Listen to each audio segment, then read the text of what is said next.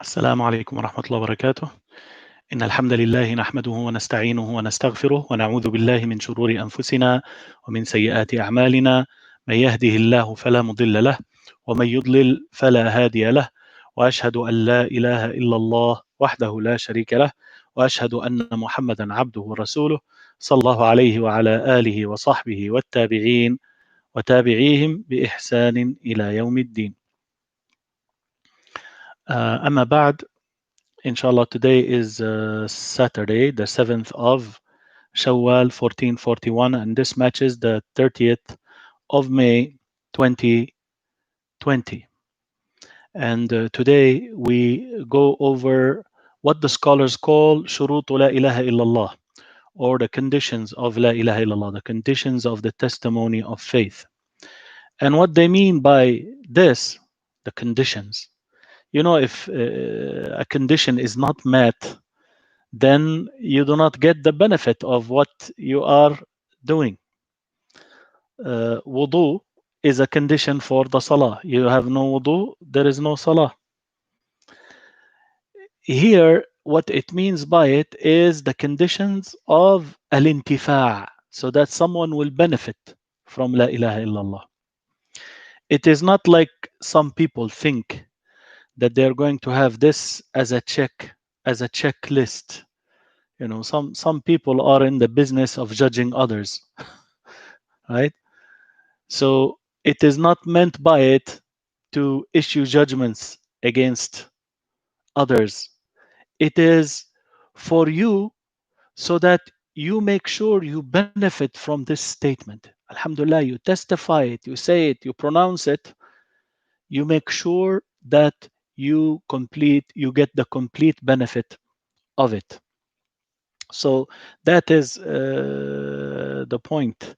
There is a line of poetry by Al-Imam, the Sheikh Hafiz Al-Hakami alayhi rahmatullah. He said, وبشروط سبعة قد قيدت وفي نصوص الوحي حقا وردت فإنه لم ينتفع قائلها بالنطق إلا حيث يستكملها. He says, for surely the one who says it, La ilaha illallah, he does not benefit by pronouncing it, by saying it, except when he completes and perfects what? Those conditions. And he mentioned that there are 7 conditions. We have in our book here, actually it is 8 conditions, and though this is terminology basically. Some scholar might add one more, someone might detail something, instead of 1 he will make them 2, like that. It's not like something, there isn't like a hadith or an ayah that says the conditions are 7 or the conditions are 8. The scholars looked into the matter and they derived those main points, and you can see that they are actually valuable points. The first condition for one to benefit from La ilaha illallah is al-ilm al-munafi lil-jahl, is knowledge that negates ignorance. So you said La ilaha illallah. The person who says La ilaha illallah, Allah commands him, فَاعْلَمْ أَنَّهُ لَا إِلَهَ إِلَّا اللَّهِ. Do know that there is no true God except Allah. This La ilaha illallah is knowledge that you have to learn. So you need to know the meaning of it, and we mentioned the meaning of it yesterday, so we're not going to repeat that.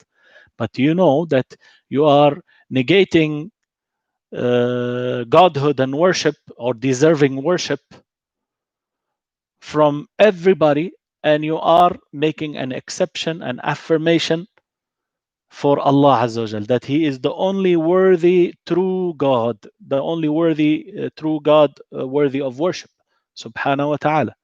That's what it means, right? So one must know the meaning of this kalima. So if you suppose someone who he said it and he doesn't know anything about it, he doesn't know what it is, then that testimony is not going to be beneficial for him. So that person, if he said it, truthfully. Yani he said it, he wants to become a Muslim. That's why he said it. But he saw Muslims, he like Muslim people, maybe Muslims treated him nice, so he said, I'm gonna be one of you guys. Okay, la ilaha illallah. What do I do? Okay, la ilaha illallah, Muhammadur Rasulullah sallallahu alaihi wasallam. So he said it because he liked the people. Maybe they have done him something good, they've done him a favor, they were nice to him, they are his close friends. He is in the midst of many people like this. So he said that he wants to be one of them, just like everybody else with the crowd. But he doesn't know that this means that all the gods that the people are worshiping, they are completely false. And there is only one God that deserves to be worshipped, and that is the creator, the sustainer, the provider, right? Then this is not going to be beneficial for him, even though he is within the ranks, within the people, but is not going to be beneficial for him. That's why you have to have knowledge which removes and negates and eradicates the ignorance. Enough knowledge that will eradicate the arrogance, right? Not the arrogance, the ignorance of being ignorant of La ilaha illallah. Otherwise, you say La ilaha illallah, and then you find him worshipping a grave, worshipping an idol, worshipping a saint or a righteous man, or worshipping the Prophet, alayhi salatu wasalam, or any of the prophets, alayhim as-salatu wassalam. This might happen. Someone accepts Islam from Christianity, and he still has this tendency to worship Jesus, alayhi salatu wassalam, Isa ibn Maryam. That's, he doesn't know the meaning of La ilaha illallah. That's not going to be beneficial for him. Next is al-yaqeen al-munafi lil-shak. Al-yaqeen al-munafi lil-shak. Uh, Certainty that opposes or that negates doubt. So you cannot be someone who says he believes in La ilaha illallah, and then you are not really sure about it. You are not really sure about it. إنما المؤمنون الذين آمنوا بالله ورسوله ثم لم يرتابوا. Surah Al-Hujurat. The believers are only those who believed in Allah and His Messenger, then they did not have doubt. Then they do not have doubt. لم يرتابوا. They do not have doubt. So you believe in La ilaha illallah, and there is absolutely no doubt about La ilaha illallah, in a way that you are shaky, in a way that you're not sure what you are doing. Now, there is that case where doubts come to you, and the shaitan attacks you with his doubts. You know what? You think you're Muslim, you're not. You're just faking it. Look at you. Look at, what you're doing. You're not real. Like, be real. Be yourself. You're not real. Those doubts, they come to you from the shaitan. That's there. The true believer will experience this. And some of the companions came to Rasulullah SAW and complained. They said that we have those feelings that we cannot even speak about. We cannot even talk about them. They're so bad that we cannot even talk about them. So Rasulullah SAW laughed or smiled, and he said, that is the true direct faith, sarihul iman. The fact that you have these doubts coming to you, and you are fighting them, you are hating them. Why are they coming to me? That's different from what we're talking about. We're talking about, if you want to benefit from La ilaha illallah, you have to have certain faith, unwavering, unshaky faith in it. You have to have yaqeen. It's not like if and maybe. If it's true, then we are okay. If it is not, then that's doesn't work. Iman is not like that. Iman, you must have certainty in it. So al yaqeen al munafi lil shak, certainty that removes doubt. Third condition, al-qabul al-munafi lil-rad, acceptance that opposes, that negates rejection. You have to accept this kalima, and you have to accept Islam.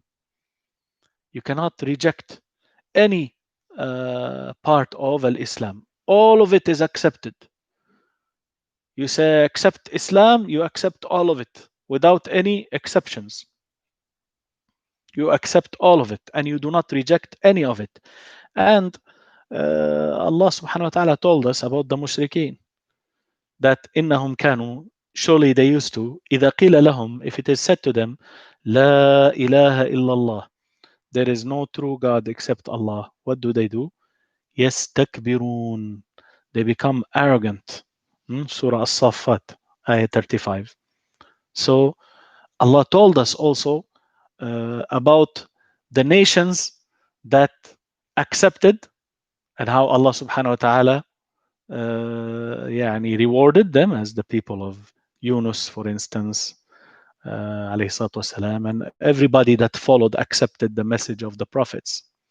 And Allah told us about the people who rejected and what happened to them. They did not accept.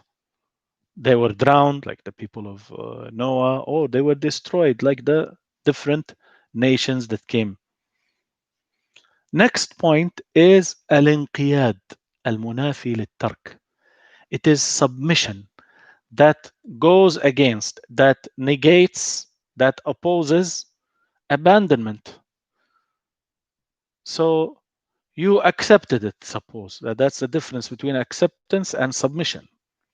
You accepted it in general, but then you do not submit to it.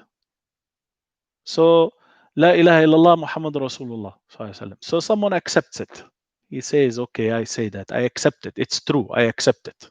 I accept it. And he says it is true. So he accepts it.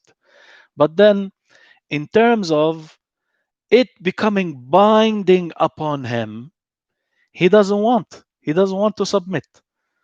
So when the month of Ramadan comes and he is told you accepted Islam, so you have to fast. He says, what? Fasting? No, I don't wanna do that. وَلِيَذُ بِاللَّهِ. I don't wanna do that. I don't wanna do that. There's a difference between someone who is saying, yes, I accept it, qabul, and then I submit to it. I submit. I must fast. But he actually is someone who's weak.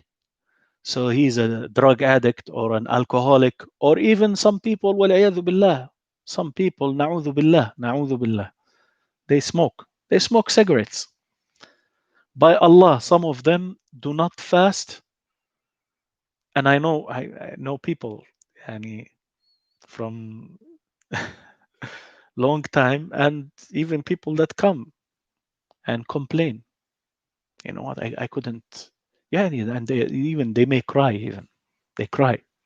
But he couldn't stop himself. He had to. The smoke, the nicotine, that poison. We seek refuge with Allah from that poison, and we ask Allah Azza wa Jal to help the Muslims to get rid of it. Some of them, they can be strong and they do it, but then they have to stop everything. That's the problem. They are so used to nicotine, they when they cannot go to work, so in order to fast, they take time off. Or like many of the third world countries, there isn't, they have a job. They have a job and they get paid, but really they don't have work to do. So they just sleep all day long and they don't even show up. Or they show up in the morning, they just sign and leave, right? But in the advanced countries, you cannot do that. So those people, they might take the time off in order for them to be able to fast. So you see the point here. You submit to it, meaning you say this ruling is binding upon me. I am a sinner if I don't do it. That is inqiyad. You submit it. Not fully. You are supposed to practice that, but then you are still within the realm. You are still within the Islamic circle. You're still within the Islamic circle. Likewise, the alcoholic says, I have to drink. And he cannot stop himself. Even he might show the people that he's fasting, but from behind he's he's drinking, right? Because of the desire, the lust. He cannot stop himself. But he sees it to be shameful. He sees it to be bad. he is blaming himself, he's asking Allah to repent, yani to facilitate his repentance and to accept him, and like that. Unlike the one who says, yeah, I accept la ilaha illallah, okay, you have to fast, then he goes, no, I don't want. Or he goes like some of those who claim to be Muslims when they are not. Wallahi, they are not Muslim. By Allah, they are not. I'm making an oath because I'm coming across, and these people, I'm being tested with that. Inna lillahi wa inna ilayhi raji'un. They're following some of those thinkers and writers who say, oh, it's actually optional to fast. It's not a must. How come it is optional? Say they quote from the Quran that the ayah that was abrogated. We know how the Siyam was put into stages, was legislated into stages. First, there was no fasting. They just fasted the day of Ashura only. Then it was legislated to fast. And it was legislated with the option, either you fast or you feed a needy person. Right? Either you fast or you feed a needy person. But then that was abrogated, and everyone who is able must fast. Feeding a needy person remained for the old man and the old woman, and for the one who has a terminal, like a continuous illness that they cannot do it, so they cannot fast. So they feed one needy person for every day they miss. And also with the discussion between the scholars that was mentioned before about the pregnant and the breastfeeding woman, like that. But anyone who is able, he must fast. Those people, they twist the meanings of the Quran. They have their own understanding of the Quran. So actually, they are denying. They don't. They accept. They say they accept Islam, but they do not submit to it. Likewise, the case of those who say that the mut'a marriage or pleasure marriage, what the Shia call pleasure marriage, they say, oh, it's allowed. Worse than that, those who say, okay, what they call musakana, just living together. And I just learned that I read a big article about that, in Iran, they started calling that as zawaj al-abyad, the white marriage. What do you mean with the white marriage? What is that? It's like the non-Muslims are doing here. They live together. They live together, the man and the woman, and then that's it. No marriage contract, no witnesses, no dowry, no nothing. They just live together, and they say it's being widespread. Of course, a country, that has the pleasure marriage widespread, right? Which is pleasure marriage is a contract of marriage that is restricted with time. So they can get married for 1 year. They could get married, agree to marry for 1 month, 1 week, 1 day, or even half an hour. And of course, this is not allowed in Islam. This is false. That's why one of the policemen, one time, he asked me about this.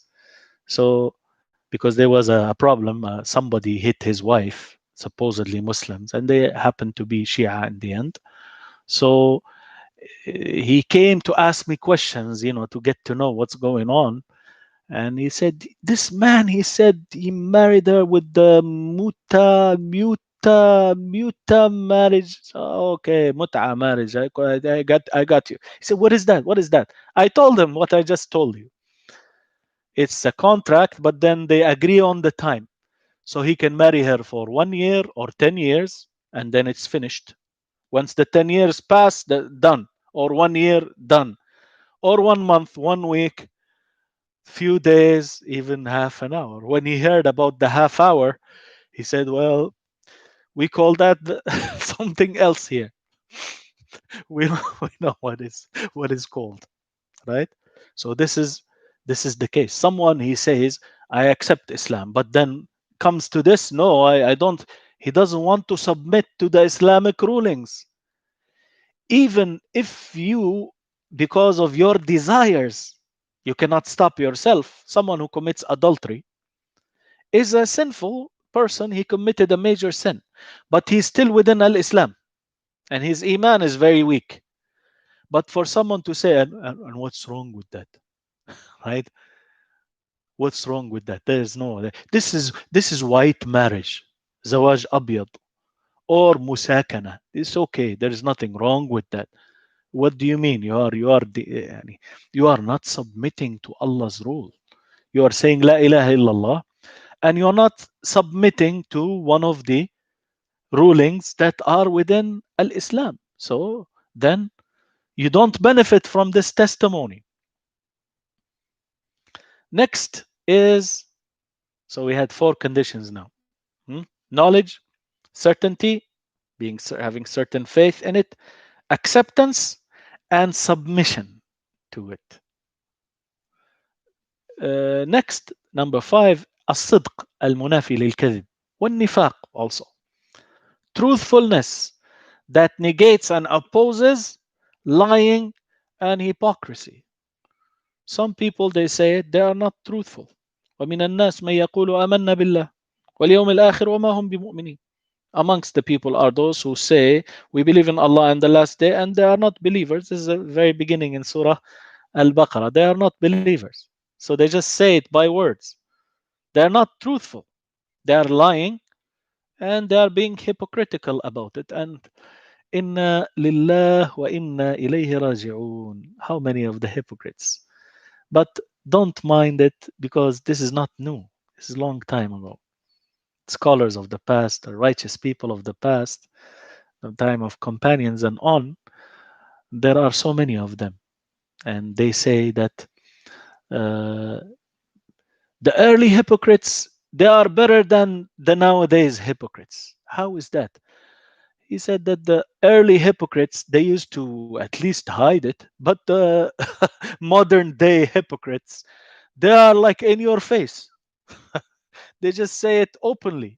وَالْعِيَاذُ بِاللَّهِ. They speak hypocrisy openly. Right? وَالْعِيَاذُ بِاللَّهِ. Even one of them, he said, if the hypocrites, Allah will create for them tails, then imagine how many people would be walking with tails. وَالْعِيَاذُ بِاللَّهِ.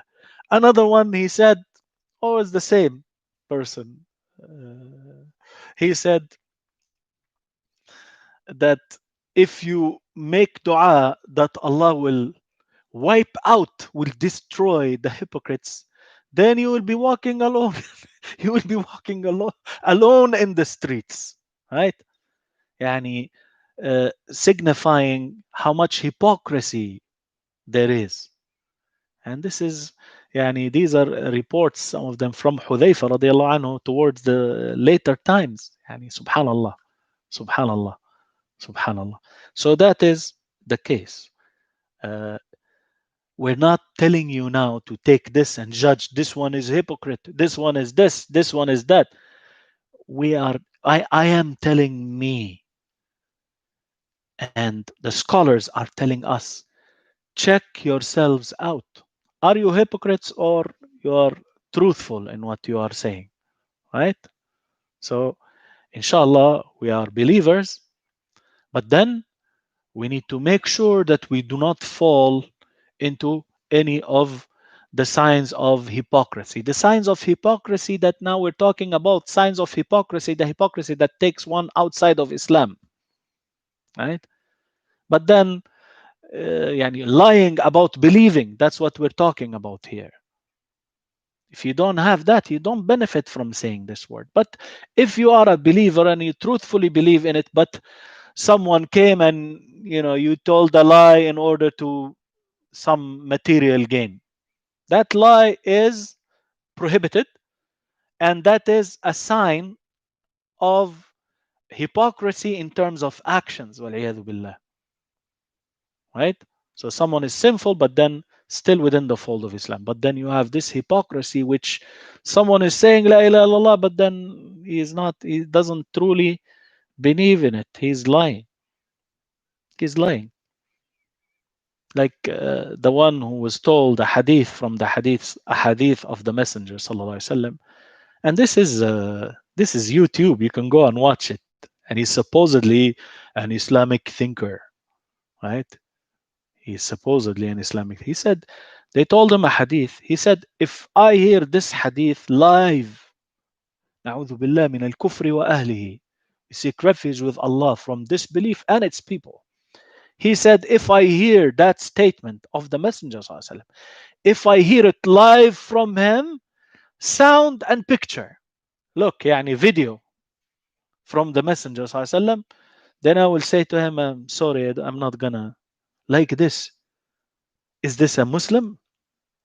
This is definitely a non Muslim. And he shows up in the TV stations and he is being pumped up, and then he passed away. May Allah not have mercy on him.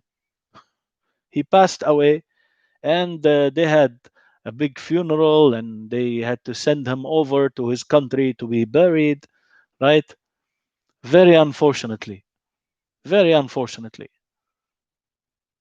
So, uh, الصدق المنافي للكذب والنفاق. This is a condition for the validity of Islam, for validity of testimony of faith, for it to be beneficial for you and for everyone who says it.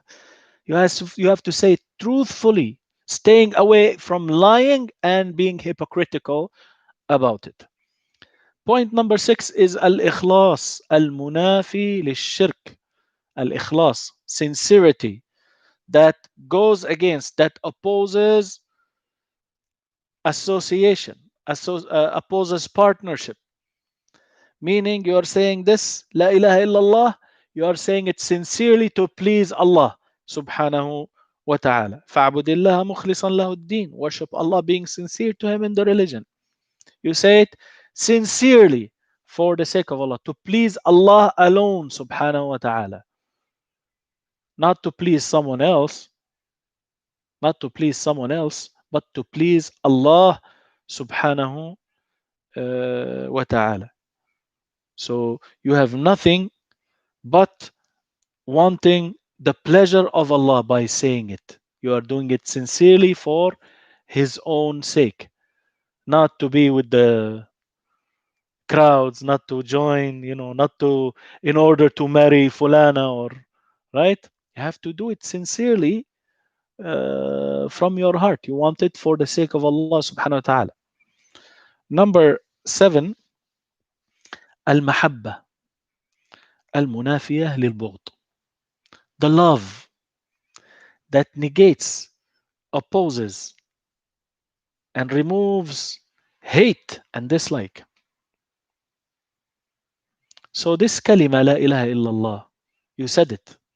What does it entail? It does entail that you have to like and love everything about this word that you said.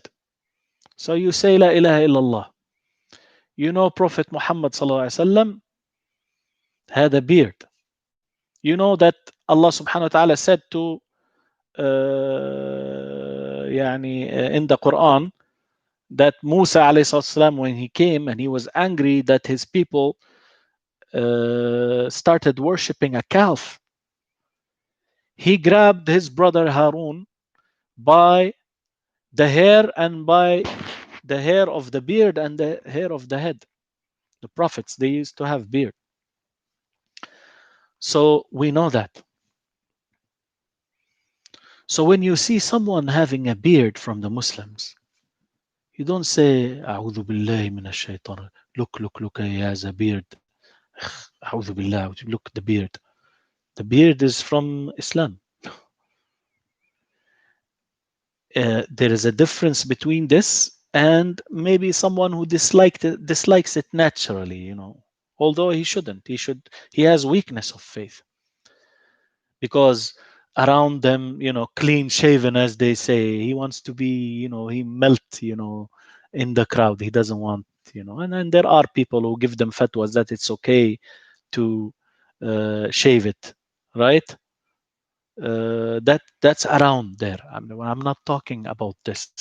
I'm talking about them taking now, the extra step of hating a person who has a beard, hating a woman who wears a scarf covering her hair and her head. He hates that.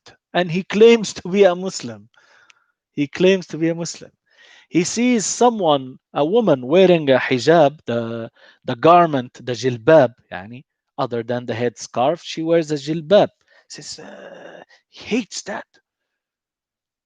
There is a difference. I'm again that there are women who don't wear hijab because they work and because they think if they work they might lose this, they might lose that, or they want to, يعني melt, يعني as they say. They don't want to stand out, right?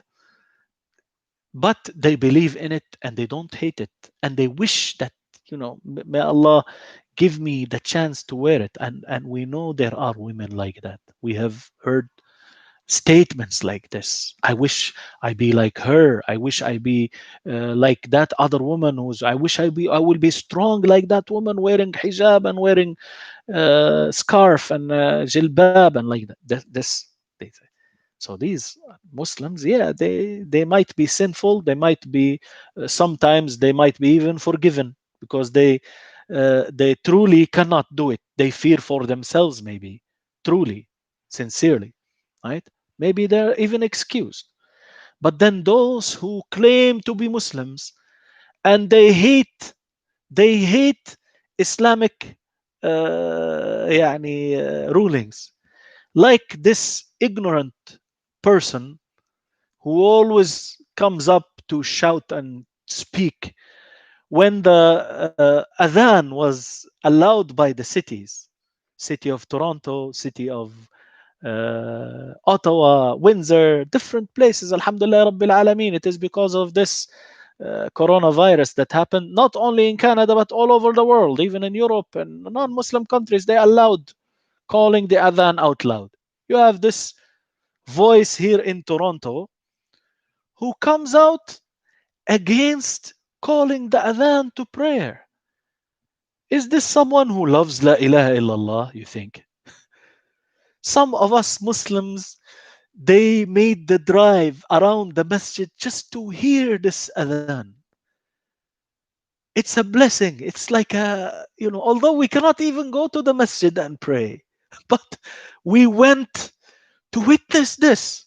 We lived in this country for so many years and we didn't have the joy of listening to the adhan outside. It's something that we are so happy. Someone is, we don't, what is this? This is someone, he cannot be someone who loves La ilaha illallah. He hates for La ilaha illallah to be called openly and loudly. He is lacking this condition. He does not benefit, even if he says it 100 times, 1,000 times. He talks whatever he wants to talk. You do not love this word, and you do not love its what it indicates, the rulings that it has come with, the people who follow it. Some people hate Muslims. You hate Muslims? How can you hate Muslims? Yes, you might hate someone because of envy, because of, that's understood. We have our imperfections. But then you hate, you find them praying, and still claiming to be a Muslim. You hate Islam and Muslims. You claim, oh, Islam is a religion of irhab, terrorism. And he claims to be a Muslim. Oh, this Daesh, those extremist people, they are not just extreme because they are extreme. Actually, Islam taught them that. That's what they talk. Actually, they learned this from the history of the early Muslims, the companions. They were like this. أعوذ بالله من الشيطان الرجيم. This is how they talk. Is this someone who loves Islam and Muslims? This person is lacking a basic thing, a condition, and that is to love La ilaha illallah, to love what it entails, what it indicates, its rulings and its people who are following it. If you don't have that, then La ilaha illallah won't benefit. And once again, I remind, we are not like doing this a checklist. This is in, this is out. This is for us, so that we will benefit by saying this word. Last point is al-kufru bima yu'badu min dunillah, to disbelieve in that which is being worshipped besides Allah. That's another condition, and you've heard it before, yesterday and the day before. فَمَنْ يَكْفُرْ بِالطَّاغُوتِ, the one who disbelieves in الطاغوت, anything that is worshipped besides Allah, وَيُؤْمِن بِاللَّهِ, and believes in Allah, then فَقَدْ اسْتَمْسَكَ بِالْعُرْوَةِ الْوُثْقَى, then he has grabbed, he has grasped, he has held on firmly to the strongest handhold, right? As in Surah Al-Baqarah, as you've heard. So it is not enough to say, oh yeah, I say La ilaha illallah Muhammad Rasulullah sallallahu alaihi wasallam. But then there is someone who's called Mirza Ghulam Ahmad. He claimed to be a prophet. Do you believe in that? Then you are not going to say, oh, let me think about it, or let me ask. Think what and ask who? This is a basic thing. This is a basic thing.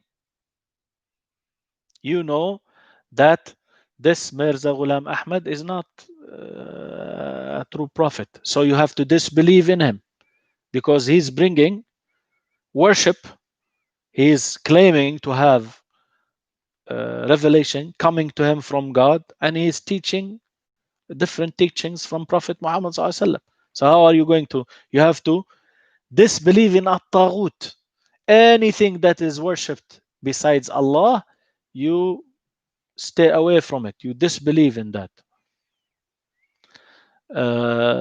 Some people are worshipping Isa alayhi salatu wasalam, or they are worshipping Saint so and so, Sidi Fulan and Sidi Faltan, which there are so many around, right? Even in the Muslim world, unfortunately. You have to disbelieve in all the false deities that are being, false gods that are being worshipped besides Allah subhanahu wa ta'ala. And you know that on the day of judgment, as Allah subhanahu wa ta'ala mentioned to us from Isa alayhi salatu wasalam, that Allah will question him. أأنت قلت للناس اتخذوني وأمي إلهين من دون الله قال سبحانك. Did you tell the people to worship yourself, you and your mother? Take me and my mom as gods besides Allah? He said, all glory be to you. You are far removed from that. He never said that. So you cannot say that, oh, all of us, all of the religions lead to one and the same thing. All the roads lead to Rome or Mecca or whatever, as they say. Like the wheel, you have those. Yani, you cannot do that. Islam is just one religion. The ones who accept Islam, that is the true path. Any other path leads to the hellfire. You cannot be shaky about that. You believe in Allah and you disbelieve in at-taghut. Anything that the general meaning of at-taghut, I'm roughly translating it, or I chose to translate it. We did the details of it in the three fundamentals. But at-taghut, it's taken from tughyan, tagha, is to transgress. So anything that will make you pass your limit, the limits that Allah set for you, that is taghut, right? But roughly, or trying to simplify it by using anything worshipped besides Allah, anything worshipped besides Allah. But the meaning of the word taghut is more comprehensive. Hmm? And we mentioned the details of that from Ibn al-Qayyim. طاغوت كل قوم من يتحاكمون من يعبدونه من دون الله ويتحاكمون إليه أو بدون أو من دون الله أو يطيعونه فيما لا يعلمون أنه طاعة لله. Right? So they worship besides Allah, or they have that person or that thing as a judge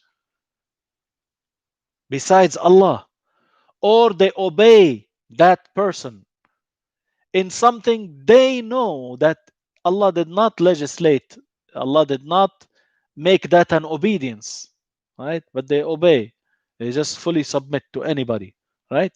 That's the word more comprehensive. But for brevity, for يعني, the purpose of يعني, the discussion, we say taghut is anything worshipped besides Allah. So you need to reject, as Ibrahim, as we mentioned yesterday, عليه الصلاة والسلام, إني براء مما تعبدون. I am free and innocent. I disown, I declare my freedom from anything that you are worshipping. Right? And in the other ayah, Allah subhanahu wa ta'ala says that we have a good example to follow in Ibrahim and those who are with him. When they said to their people, we are free from you and that which you worship besides Allah. إِنَّ بُرَآءُ مِنْكُمْ وَمِمَّا تَعْبُدُونَ مِن دُونِ اللَّهِ. Surah Al-Mumtahina. We are free from you and that which you worship besides Allah. كَفَرْنَا بِكُمْ. We disbelieve in you. وَبَدَا بَيْنَنَا وَبَيْنَكُمُ الْعَدَاوَةُ وَالْبَغْضَاءُ أَبَدًا حَتَّى تُؤْمِنُوا بِاللَّهِ وَحْدَهُ. There emerged between us and you enmity and hate, enmity and animosity, up until you worship Allah alone. That's it. Enmity and animosity in the religion here.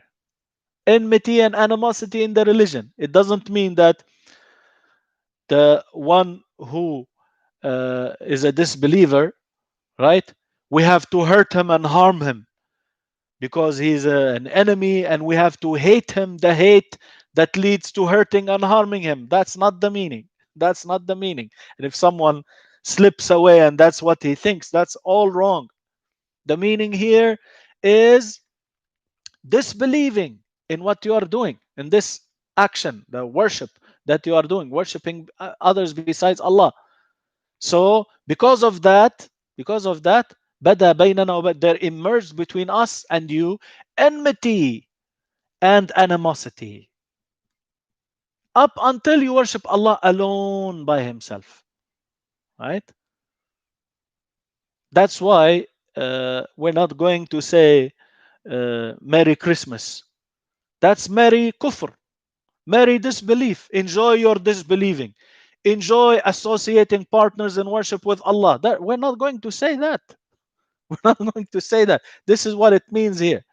This is what it means. Right? And the enmity in the religion, meaning, I tell you, your religion is false. If you die upon this, you're going to go to the fire. And I hate the fact that you are directing the acts of worship to others besides Allah. And this is not only directed to, for instance, religions that are known other than Islam, even within the Muslims who are worshipping Ali radiallahu anhu, who are worshipping Al Hussein radiallahu anhu, who are even claiming to be from Ahlus Sunnah and they are worshipping Rasulullah sallallahu alaihi wasallam, or they are worshipping the many saints, whether they are true saints or not. They attribute to them. Allah knows best. يعني Al-Hasan wal-Hussein, Fatima radiallahu anhu, they are true righteous Ahlul Bayt, the family of the Prophet sallallahu alaihi wasallam. And the companions, the rest of the companions also, they are, we affirm their nobility and their greatness, but none of them deserves worship. None of them deserve worship. Even Rasulullah sallallahu alaihi wasallam, he openly told us that يعني, he does not want us to exaggerate like the Christians did with Isa ibn Maryam.